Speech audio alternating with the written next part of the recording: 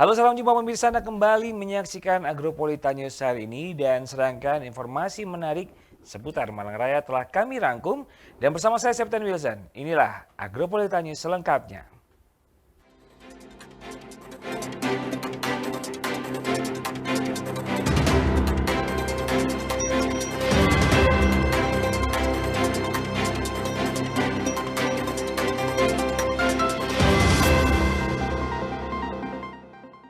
Dan mengawali Agropolita News hari ini berikut kami rangkum berita seputar Malang Raya dalam News 60 Detik.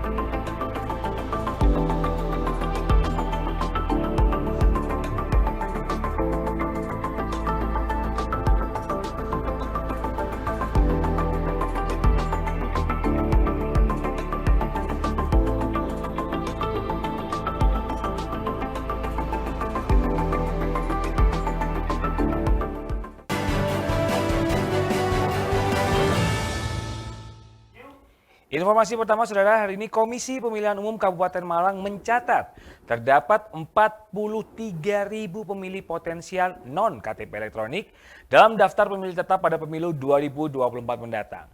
Pemilih potensial merupakan warga Kabupaten Malang yang pada saat pemilu 2024 yang akan datang sudah memasuki usia 17 tahun.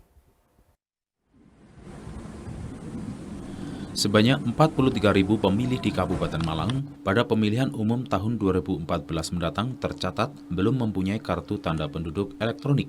Sejumlah pemilih tersebut merupakan pemilih potensial non-KTP elektronik yang berpotensi akan menjadi pemilih aktif pada pemilu 2024 nanti.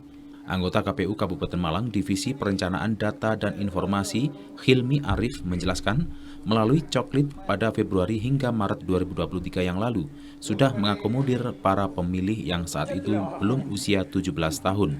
Akan tetapi pada saat pemungutan suara sudah memasuki 17 tahun. Mereka sudah masuk dalam daftar pemilih meski belum mempunyai KTP elektronik. Berdasarkan rekap Komisi Pemilihan Umum Kabupaten Malang, pemilih potensial non-KTP elektronik sebanyak 43.000 pemilih. Berkaitan dengan pemilih potensial non-KTP elektronik ini, pihak KPU Kabupaten Malang telah melakukan koordinasi dengan Dispenduk Capil, Dinas Kependudukan dan Catatan Sipil Kabupaten Malang, guna menganalisis data pemilih yang belum memiliki KTP elektronik tersebut. Dalam hal ini, Dispenduk Capil Kabupaten Malang diharapkan bisa melakukan perekaman kepada pemilih potensial tersebut. Memutakhirkan data ketika dibantu petugas coklit bulan Februari hingga Maret, selama 1 bulan itu sudah mengakomodir para pemilih yang saat itu belum usia 17 tahun, tetapi saat 14 Februari 2024 itu sudah usia 17 tahun. Mereka sudah dimasukkan ke daftar pemilih. Untuk yang belum memiliki KTP? Oke. Dimungkinkan memang para pemilih yang saat ini belum usia 17 tahun belum memiliki KTP EL, karena memang secara peraturan perundang-undangan di Dispenduk Capil mereka yang pegang KTPL itu adalah yang usia 17 tahun. Sehingga KPU di saat penyusunan daftar pemilih ada rekap jumlah pemilih potensial non KTPL yang dari 54.000 kemudian sampai kalau nggak salah yang terakhir DPT itu 43.000 sekian. Itu kita koordinasikan dengan Disbenduk Capil agar Disbenduk Capil istilahnya jemput bola. KPU mendorong kepada Disbenduk Capil untuk turun ke lapangan agar bisa melakukan program jemput bola dalam perekaman para pemilih potensial, sehingga mereka bisa memiliki kartu tanda penduduk dan bisa menggunakan hak pilihnya dalam pemilu 2024 mendatang. Dari Kabupaten Malang, Max Munir, ATV melaporkan. Dan sementara itu sejumlah tokoh lintas agama, pelajar, dan juga pemerintah Kota Malang menggelar penanaman 10.000 pohon. Kegiatan menanam pohon di areal sekolah dan tempat ibadah tersebut sebagai bentuk moderasi beragama yang diwujudkan dalam sedekah oksigen dan berharap mampu menekan polusi serta pemanasan global. Guna menekan pemanasan global dan tingginya polusi, sejumlah tokoh lintas agama, pelajar, dan pemerintah Kota Malang Minggu siang menggelar penanaman 10.000 pohon. Jenis pohon yang ditanam diantaranya pohon pule serta pohon kalpataru. Penanaman pohon ini dilakukan di halaman lingkungan sekolah serta tempat peribadatan lintas agama yang ada di Kota Malang. Pemerintah Kota Malang sudah melakukan gerakan penanaman pohon pule sejak tahun 2018. Hingga saat ini sudah hampir 20.000 pohon pule yang sudah berhasil ditanam di wilayah Kota Malang. Berdasarkan penelitian dari Akademisi Universitas Brawijaya Malang, pohon pule yang sudah ditanam tersebut mampu menyerap sedikitnya 153.000 kilo karbon dioksida di udara. Kemarin dari teman-teman Brawijaya meneliti, ya, kami kan sudah menanam sekitar 20.000 ya, 20.000 pohon.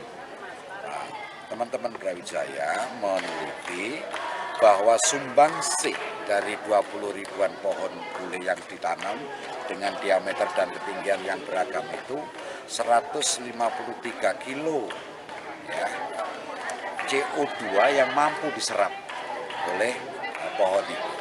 Dan ini akan semakin banyak yang diserap seiring dengan besar dan tingginya pohon sesuai dengan pertumbuhannya.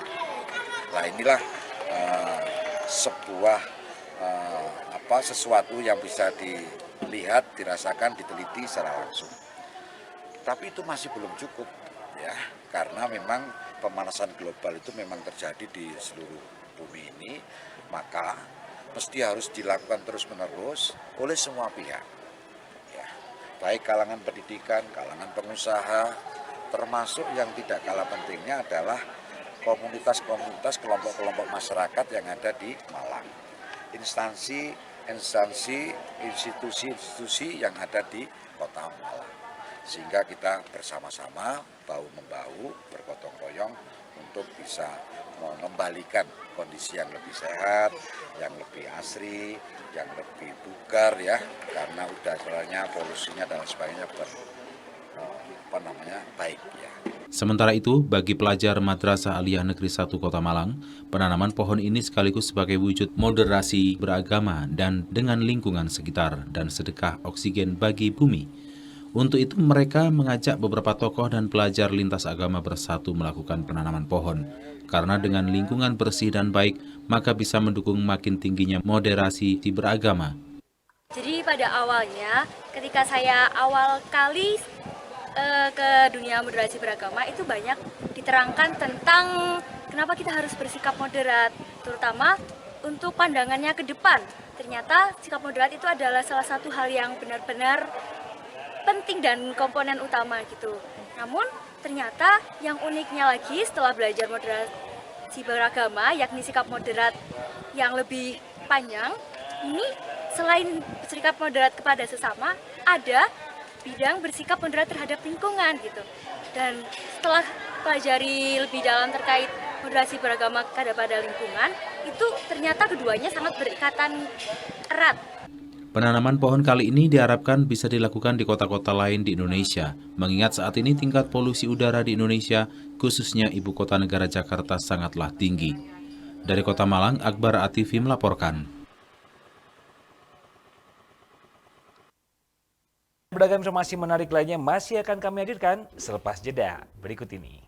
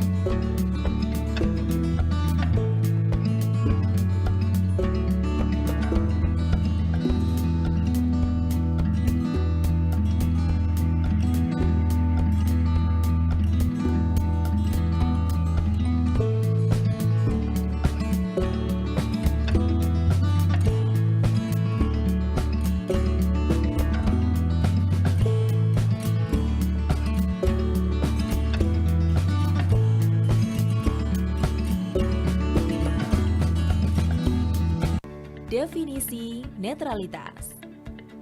Bebas konflik kepentingan, tidak memihak, bebas intervensi, objektif, bebas pengaruh, adil. Jaga netralitas ASN dalam pemilu 2024. Iklan layanan ini dipersembahkan oleh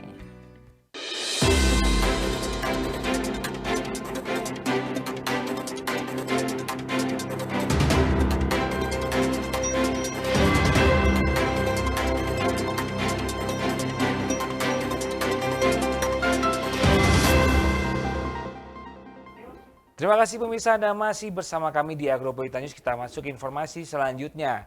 Salah satu yang wajib disediakan oleh pihak pengembang perumahan yaitu terkait dengan lahan pemakaman dan juga fasilitas umum, di mana ada aturan khusus terkait besaran lahan makam yang harus disediakan oleh pihak pengembang.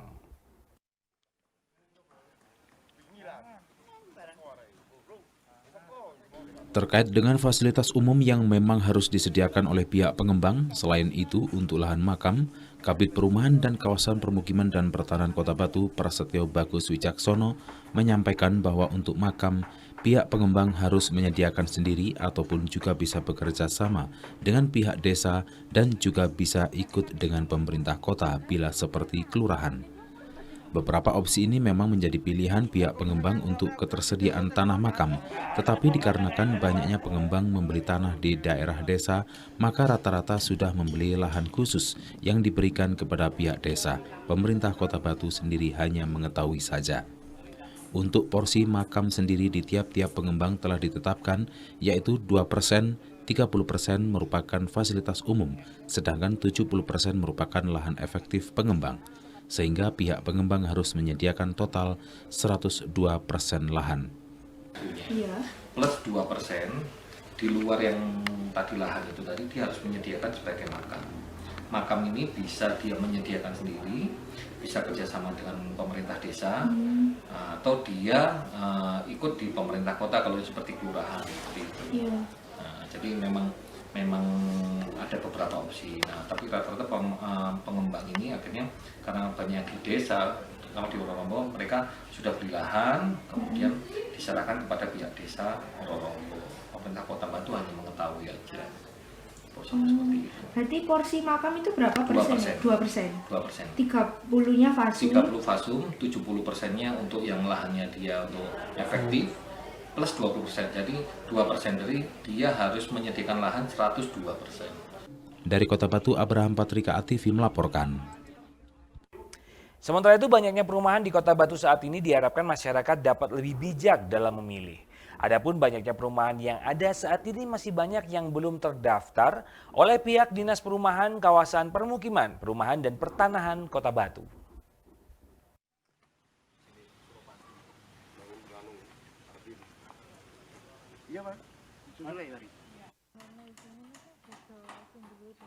Kabid Dinas Perumahan, Kawasan Permukiman dan Pertanian dan Pertanahan Kota Batu, Prasetyo Bagus Wicaksono menyampaikan bahwa ke depan agar masyarakat lebih bijak memilih perumahan.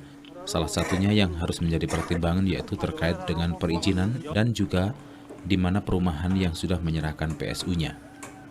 Dinas Perumahan, Kawasan Permukiman dan Pertanian dan Pertanahan Kota Batu mulai dari awal tahun telah memberikan wawasan kepada pihak pemerintah desa dan kelurahan untuk menyampaikan data-data dan nama-nama perumahan yang ada di daerahnya. Hal ini setidaknya sebagai kontrol pihak dinas.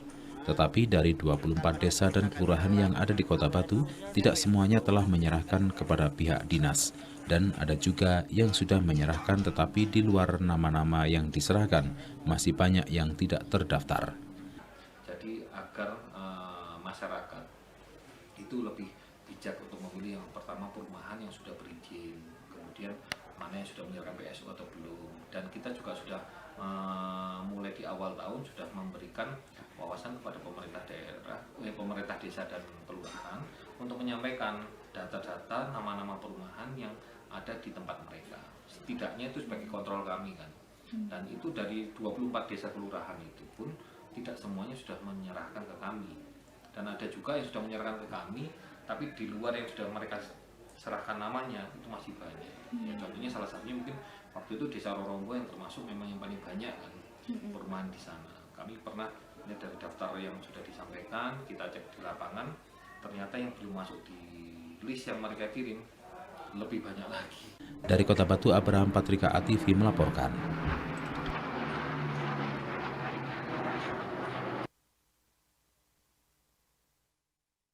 Ya pemirsa, selepas jeda berikut ini, informasi dari dunia olahraga akan kami hadirkan untuk Anda.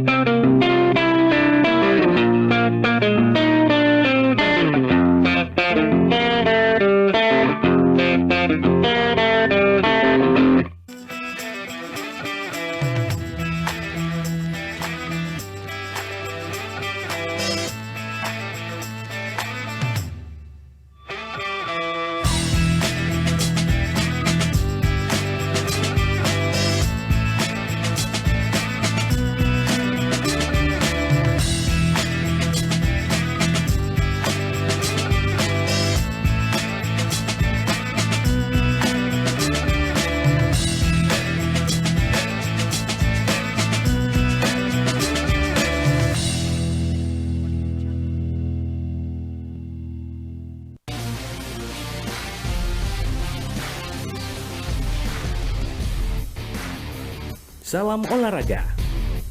Berita olahraga terupdate semua terangkum di sini. News Sport setiap hari Minggu hanya di ATV.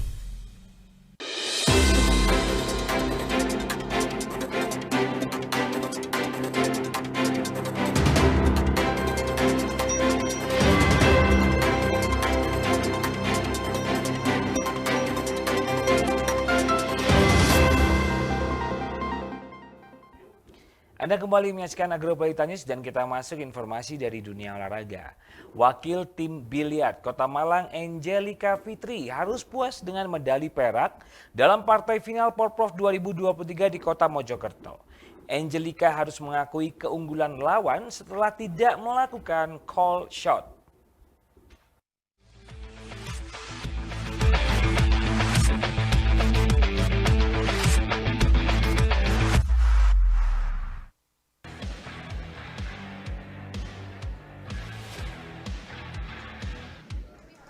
Wakil Kota Malang dari cabang olahraga biliar Angelica Fitri resmi membawa pulang medali perak ke Kota Malang setelah laga partai final dimenangkan oleh wakil Kabupaten Pasuruan dengan skor 3-1. Angelica tampil menjanjikan di menit-menit awal pertandingan dengan unggul akurasi yang tinggi memudahkannya untuk menembak bola masuk ke sasaran. Sayang, di bola 10, tembakan Angelica meleset sehingga berbuah kesempatan untuk lawan. Lawan memanfaatkan peluang tersebut untuk mencuri kemenangan dari Angelica, Kabupaten Pasuruan 1, Kota Malang 0. Di babak kedua, Angelica belajar dari kesalahan dengan bermain lebih cermat dan efektif. Bola-bola pendek dan nalurinya dalam menyodok bola menyulitkan permainan lawan. Hasilnya Angelica memanfaatkan kelengahan lawan dengan menutup laga kedua dengan kemenangan Kota Malang 1, Kabupaten Pasuruan 1. Laga semakin panas saat babak ketiga. Tak ingin terjebak taktik lawan, Angelica menurunkan tensi permainan dan berhasil menguasai game. Pelatih mengaku kurang puas, namun demikian tetap menjunjung tinggi sportivitas dalam olahraga. Pemain dan pengadil sudah memberikan yang terbaik dan fair play. Agak kecewa lah, gimana skor maunya jadi 2-2, kesalahan pemain nggak bilang call shot bola 10 saja. Jadi kalau memang bola 10 peraturannya sudah mulai dari dulu. Jadi bola 10 sama bola 8 itu aturannya setiap bola kita harus call shot pemainnya. tunjuk lubang. Tunjuk lubang.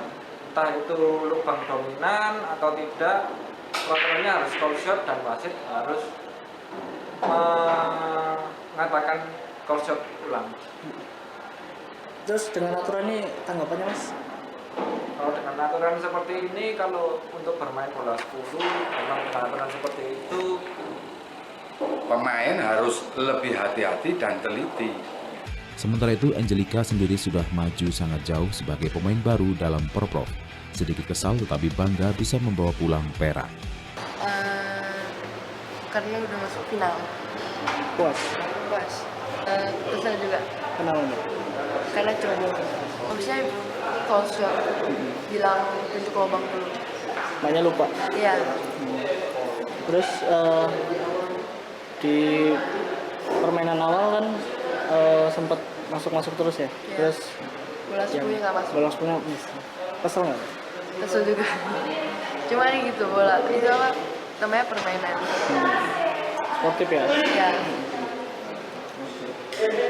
Hasil perak ini buat Mbak udah berapa kali? Ini pertama kali.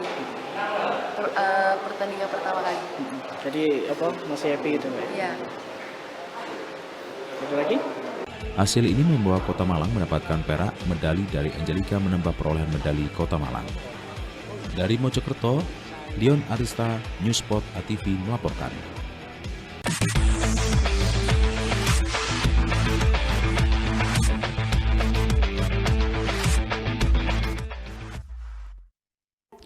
Sementara itu, hari terakhir Pekan Olahraga Provinsi atau Porprov Jawa Timur 8 tahun 2023, ISSI Kota Batu berhasil menggenapkan perolehan medali emas Kota Batu menjadi 22 setelah atlet BMX beregu putri Nafizah Alin Salsabila, Rahma Alia Putri Nugroho, dan Vice Nur Aini meraih medali emas.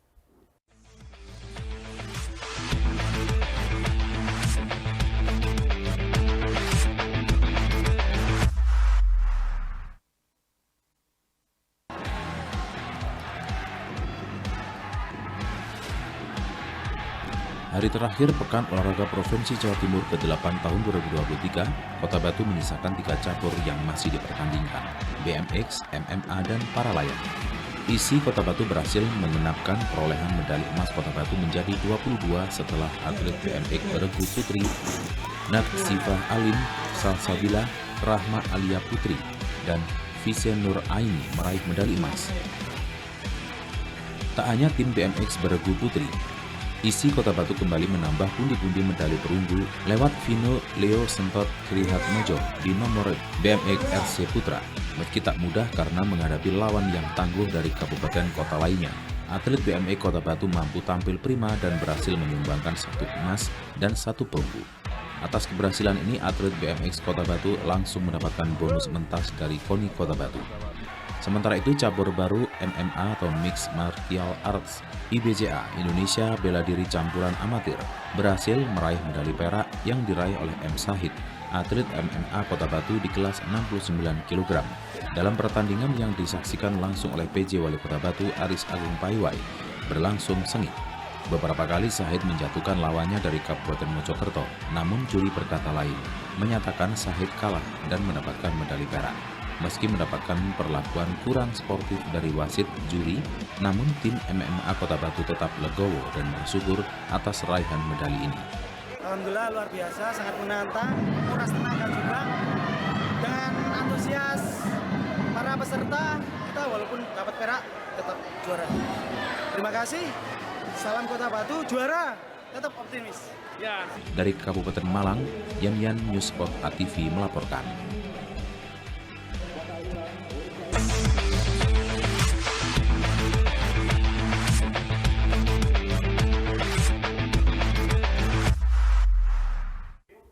Saudara, 22 emas, 13 perak, dan 13 perunggu menjadi hadiah istimewa yang diberikan kontingen Kota Batu dalam Porprov Jatim ke-8 tahun 2023 untuk kado dalam rangka hari ulang tahun ke-22 Kota Batu yang akan jatuh 17 Oktober mendatang.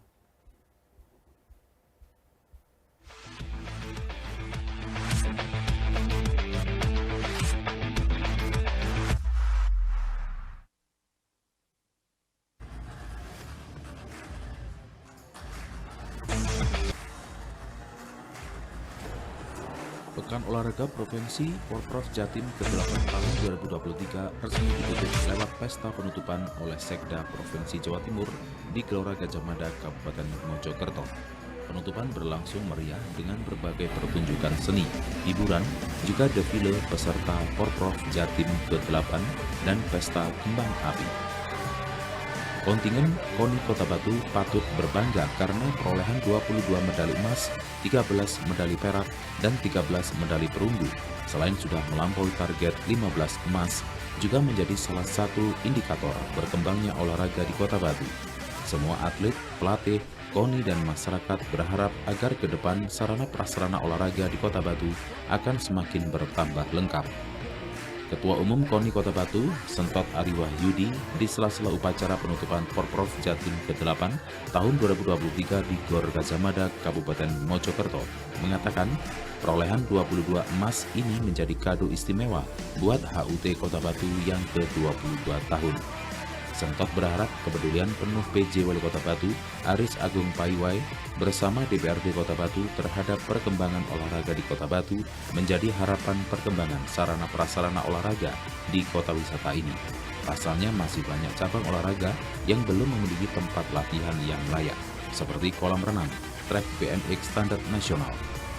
Meski begitu, perolehan medali ini menjadi beban berat bagi atlet, pelatih, dan KONI untuk bisa mempertahankannya. Terlebih Kota Batu ditunjuk menjadi salah satu tuan rumah bersama Kota Malang dan Kabupaten Malang pada Porprov ke-9 tahun 2025 mendatang. Coba seperti apa nih?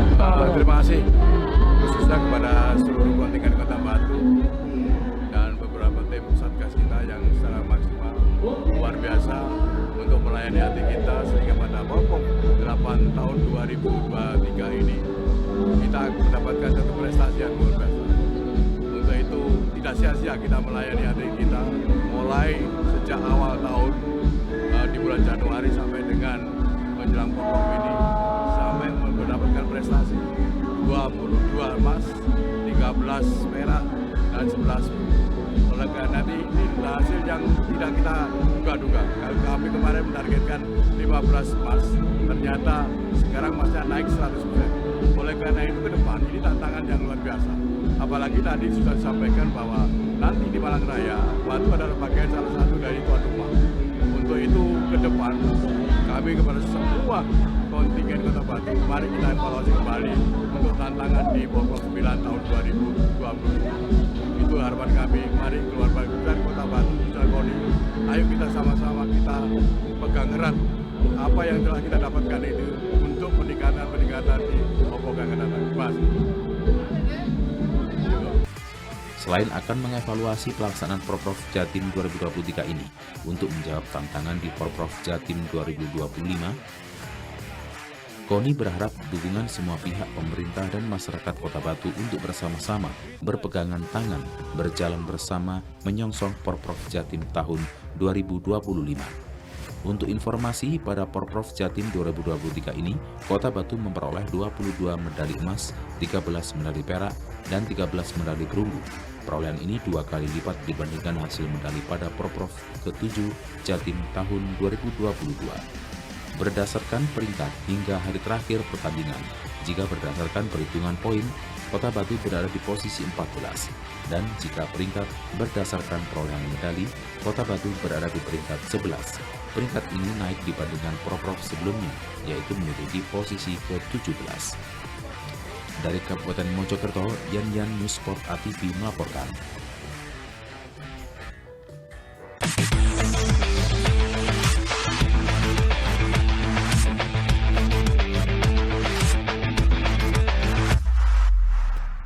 Dan pemirsa, selepas jeda berikut ini, kami akan kembali dengan segmen terakhir dari Agropolitan News.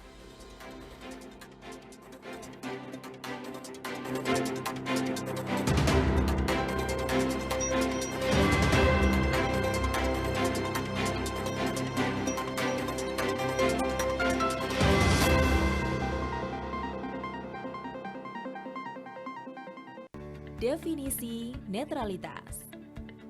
Bebas konflik kepentingan, tidak memihak, bebas intervensi, objektif, bebas pengaruh, adil.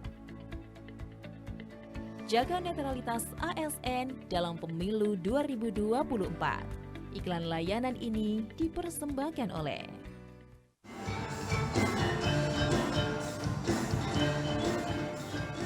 Selendang Sari, Seni Pertunjukan, Dangdut, dan Campur Sari.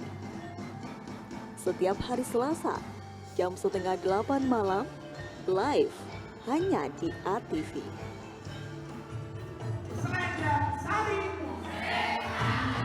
dijamin Selendang Sari, dansa semasa.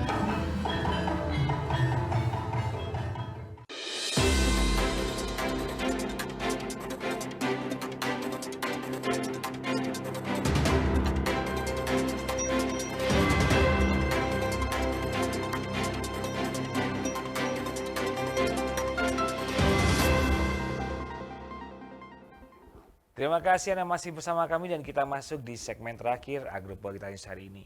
Saudara, Forum Lalu Lintas dan Angkutan Jalan atau FLLAJ kembali digelar oleh Dinas Perhubungan Kota Batu di Ballroom Royal Orchid Hotel Kota Batu.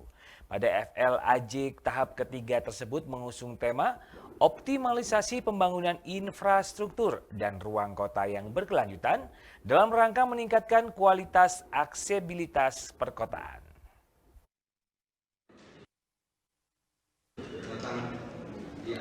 Pemerintah Kota Batu melalui Dinas Perhubungan kembali menggelar Forum Lalu Lintas dan Angkutan Jalan atau FLLAJ di Ballroom Royal Orchid Hotel Kota Batu. Forum ini dihadiri oleh pemangku kepentingan utama dari Dinas Perhubungan, Ketua Komisi C DPRD Kota Batu, Dinas Pekerjaan Umum dan Penataan Ruang, Polres Batu, Aliansi Pengemudi Mobil Penumpang Umum Kota Batu, Organisasi Angkutan Darat Organda Kota Batu, Camat Sekota Batu, serta lembaga dan organisasi terkait lainnya.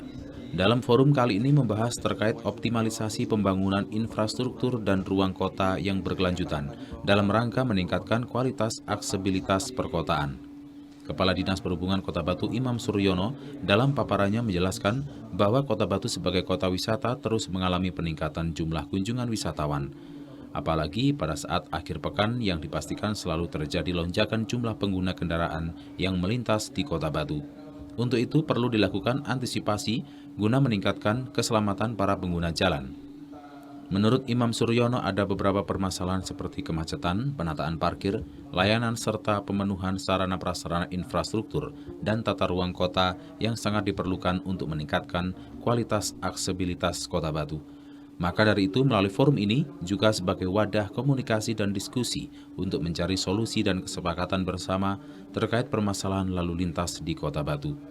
Terlebih dengan meningkatnya jumlah kunjungan wisatawan tersebut tentunya harus diimbangi dengan sarana dan prasarana serta dukungan infrastruktur untuk pariwisata sebagai daya ungkit ekonomi Kota Batu. Begitu pula dengan sektor perparkiran di Kota Batu yang perlu adanya gedung parkir bertingkat serta sarpras untuk parkir tepi jalan umum, di mana untuk meningkatkan pendapatan asli daerah PAD nantinya, retribusi parkir tepi jalan umum akan dipihak ketigakan di tahun 2024 mendatang. Perlu adanya gedung parkir bertingkat. Kalau gedung parkir bertingkat, kita soalnya dari kan sudah bebas itu, tinggal retribusi tepi jalan umum. Nah ini perlu dibuatkan prasarana gedung bertingkat untuk parkir. Nah itu kalau dibuatkan gedung parkir bertingkat, yang katanya tadi kalau 36 mobil katanya kurang, ya nggak apa-apa, lebih bagus 100 mobil, kemudian kendaraan roda 2-nya misalnya 1.500 atau 2.000, ini semakin bagus. Ini kalau dilakukan bertingkat, insya Allah PAD akan bertambah meningkat, itu ya. Nah, kemudian yang ketiga, retribusi tepi jalan umum untuk parkir itu akan dipihak ketigakan. Dari Kota Batu, Violan Ikhwanda ATV melaporkan. Ya, bersama Gerakan Pramuka Kuaran Lawang dan Komisi Nasional Disabilitas Republik Indonesia dan juga didukung Indika Foundation menggelar EduCamp Inklusif 16-17 September 2023 di Sanggar Bakti Pramuka Lawang. Kegiatan EduCamp selama 2 hari tersebut diikuti 87 peserta pramuka usia anak muda 15-24 tahun dan 30 peserta diantaranya adalah penyandang disabilitas dari berbagai ragam. Oke, cara mainnya perhatikan. Kalau saya bilang maju, 2. Linksos bersama Gerakan Pramuka Kuaran Lawang dan Komisi Nasional Disabilitas atau KND RI didukung Indika Foundation menggelar EduCamp Inklusif 16-17 September 2023 di Sanggar Bakti Pramuka Lawang. Kegiatan EduCamp selama 2 hari tersebut diikuti oleh 87 peserta pramuka usia anak muda 15-24 tahun dan 30 peserta diantaranya penyandang disabilitas dari berbagai ragam. Koordinator penyelenggara event Ken Kerta menyatakan bahwa event EduCamp Inklusif juga menjadi momen penandatanganan nota perjanjian kerjasama Linksos dan KND tentang pengarusutamaan isu disabilitas dalam kegiatan cinta alam dan kepramukaan. Tujuan pokok EduCamp Inklusif berbagi pengetahuan dan keterampilan tentang inklusi disabilitas, sehingga generasi sosial atau pemisahan yang terjadi akibat minimnya pengetahuan dan kemampuan interaksi bisa diatasi. Materi kegiatan EduCamp Inklusif diantaranya pengenalan ragam disabilitas, hak-hak dan cara pandang, etika berinteraksi dan dasar bahasa isyarat Indonesia, serta teknik dasar kepramukaan. Diharapkan adanya EduCamp Inklusif akan menjadi ruang sinergi, kolaborasi, dan berbagi pengetahuan. Komisioner KND RI Kikin Tarigan mengatakan bahwa gerakan pramuka pada prinsipnya inklusif, namun pada prakteknya masih terjadi pemisahan antara penyandang disabilitas dengan non-disabilitas. Tidak masalah jika pemisahan dilakukan terkait kekhususan dan kebutuhan yang diperlukan. Artinya, ada kegiatan bersama antara pramuka dengan disabilitas dan non-disabilitas. Ada pula kegiatan yang bisa bersama-sama. Apa yang dilakukan oleh Linksos merupakan upaya agar pramuka secara keseluruhan baik penyandang disabilitas maupun non-disabilitas dapat berbaur secara setara dan berkegiatan secara inklusif. Pertama, Komisi Nasional Disabilitas itu kan sebagai sebuah lembaga negara non-struktural mempunyai tugas untuk melakukan monitoring, evaluasi, dan juga advokasi terhadap pemenuhan hak penyandang disabilitas. Nah, dalam konteks ini kami melihat gerakan pramuka sebagai sebuah wadah yang inklusif untuk mengarusutamakan isu disabilitas. Kegiatan yang dilakukan dari kemarin sampai dengan hari ini, kita mencoba melakukan kegiatan secara bersama-sama yang diikuti secara bersama-sama juga oleh teman-teman peserta, baik penyandang disabilitas ataupun juga non-disabilitas, agar mereka berbaur, saling menghargai, saling tolong-menolong dan bekerja sama. Ini kegiatan positif yang perlu dilaksanakan oleh teman-teman pramuka dimanapun berada, sehingga tidak terjadi pemisahan-pemisahan ya. Pramuka reguler itu beraktivitas sendiri, kemudian pramuka disabilitas beraktivitas sendiri, walaupun pada faktanya ketika ini digabungkan ada hal-hal yang perlu menjadi catatan dan harus kita carikan solusinya. Model-model kegiatan ini sangat penting sehingga akhirnya bisa berbaur, saling mengerti, saling mengetahui, dan akhirnya ternyata tidak ada hambatan, caranya saja yang belum kami ketahui seperti itu. Sementara itu, Gunarto, Ketua Kuaran Kecamatan Lawang, sangat mendukung adanya Educamp inklusi yang digagas oleh Linksos. Pramuka adalah organisasi anak muda yang strategis yang melekat dalam dunia pendidikan dan mendunia. Dengan demikian, Pramuka sebagai wadah strategis membumikan nilai-nilai inklusi disabilitas dalam dunia pendidikan. Tahun 2023 ini kami yang bertepatan dengan Hari Pramuka ini mengadakan dengan kolaborasi Pramuka Inklusi yang dipandegani oleh Linksos, yang diketuai oleh Kak Ken Kerto saat ini mengadakan Educamp Pramuka Inklusi pada tanggal 17 September sampai 16 sampai 17 ya Kak Ken.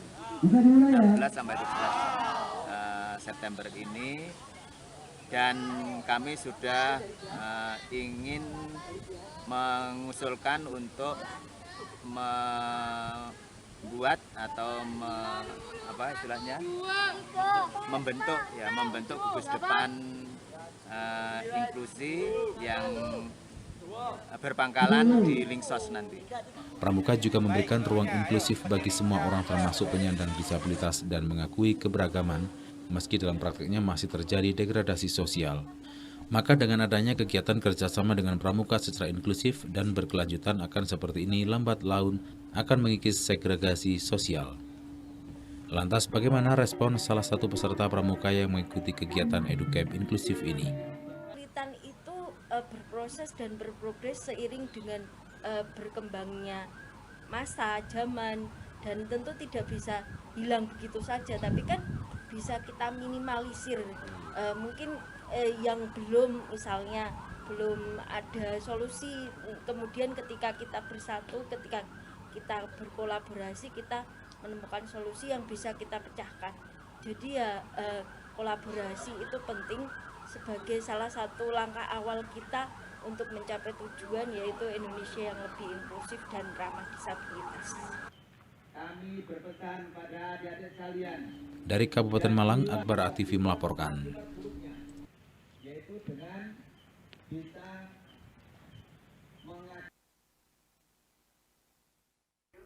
Dan berikut pemirsa akan kami sampaikan untuk Anda informasi perakiraan cuaca untuk esok hari dari BMKG Stasiun Klimatologi kelas 2 Malang. Dan informasi perakiraan cuaca yang akan Anda saksikan sekaligus mengakhiri perjumpaan kita di Agropolitan News hari ini. Mewakili segenap kru yang bertugas, saya Septian Wilson mengucapkan terima kasih dan sampai jumpa.